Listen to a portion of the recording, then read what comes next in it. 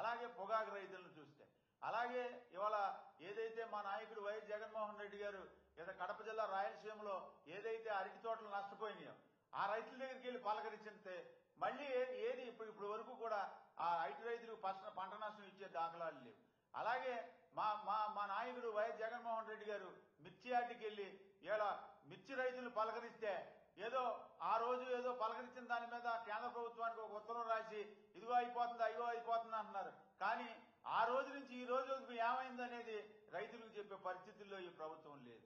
ఇవాళ మా నాయకుడు వైఎస్ జగన్మోహన్ రెడ్డి గారు ఇవాళ రైతుల దగ్గరికి వెళ్లి రైతుల పక్షాన అన్ని విధాలుగా పోరాటాలు చేస్తుంటే ఇవాళ మా నాయకుడు ఇవాళ మా కార్యకర్తలందరికీ ఇవాళ ఒక సూచన ఇవ్వడం జరిగింది.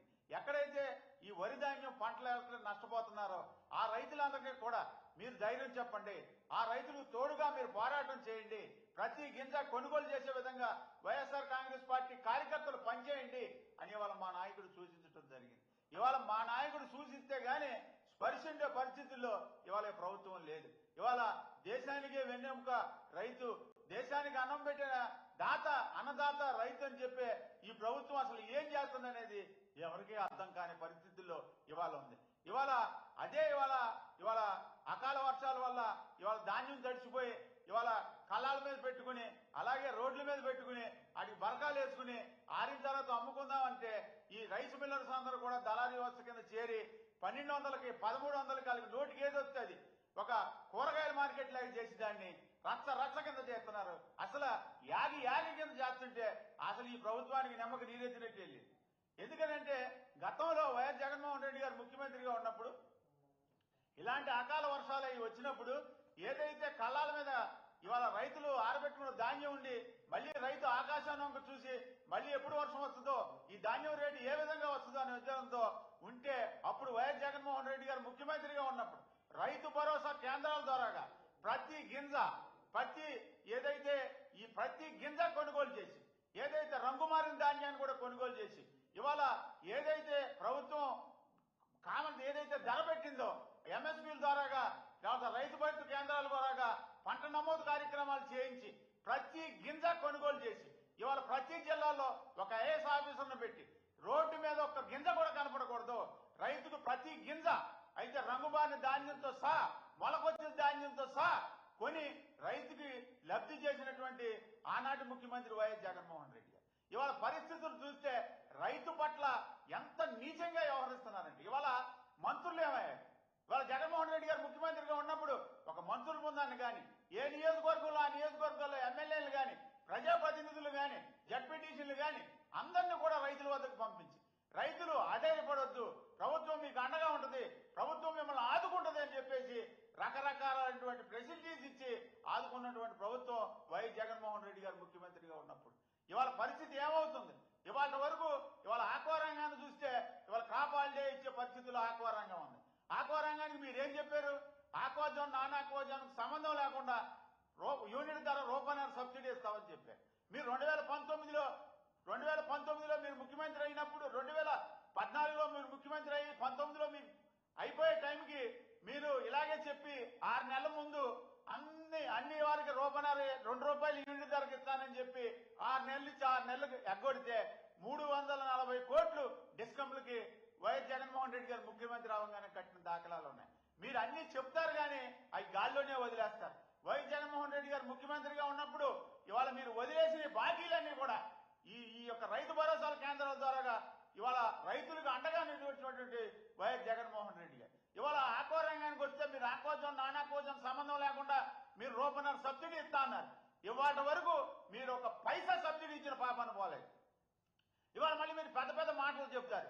ఇవాళ ఏమైంది? ఇవాళ క్రాప్ హాలిడే దిశగా ఇవాళ ఆక్వా రంగానికి ఉంటే కనీసం మీరు ఏదో వేడినీళ్ళలో చన్నీళ్ళ సదుపాయం కింద కనీసం మీరు రూపాయల సబ్సిడీ అది ఎప్పుడు అమలు చేస్తారని వైఎస్ఆర్ కాంగ్రెస్ పార్టీ తరఫున మేము డిమాండ్ చేస్తున్నాం. ఇవాళ ఏదైతే మీరు ఇస్తా అన్నది ఇవాళ మొత్తం aqua zone non aqua zone అన్ని కలుపుకుంటే 64,000 కనెక్షన్లే ఉన్నాయి ఈ రాష్ట్రంలో.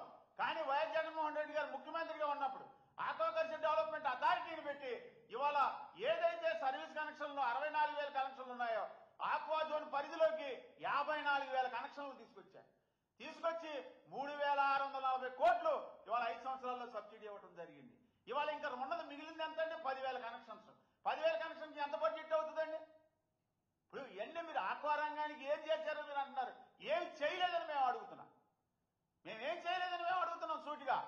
ఇవాళ ఏదైతే లబ్ధిదారుడు 3 నెలల నుంచి సబ్సిడీ పొంది ఒకేసారి తను మళ్ళీ డిస్క్వాలిఫై అయ్యి సబ్సిడీ పొందని పరిస్థితుల్లో ఉంటే ఎలక్ట్రిసిటీ డిపార్ట్మెంట్ డిస్కమ్ల నుంచి వాళ్ళకి నోటీసులు వెళ్ళి ఆ రోజుల్లో మీరు మళ్ళీ ఏదైతే 3 నెలల నుంచి మీరు ఏదైతే లబ్ధి పొందారో అది మళ్ళీ రోల్ బ్యాక్ కట్టండి అని చెప్పేసి ఈ విషయాన్ని ఆనాడు ముఖ్యమంత్రి వైఎస్ జగన్మోహన్ రెడ్డి గారి దృష్టికి తీసుకెళ్తే ఇవాళ ఏదైతే సీఎస్ గా ఉన్నటువంటి విజయానంద్ గారు అప్పుడు ఎనర్జీ స్పెషల్ సీఎస్ గా ఉన్నారు, ఆయనకి ఇమ్మీడియట్ ఇన్స్ట్రక్షన్స్ ఇచ్చి రోల్ బ్యాక్ చేశారు. 23 కోట్లు రోల్ బ్యాక్ చేసినటువంటి ముఖ్యమంత్రి ఆనాటి ముఖ్యమంత్రి వైఎస్ జగన్మోహన్ రెడ్డి గారు.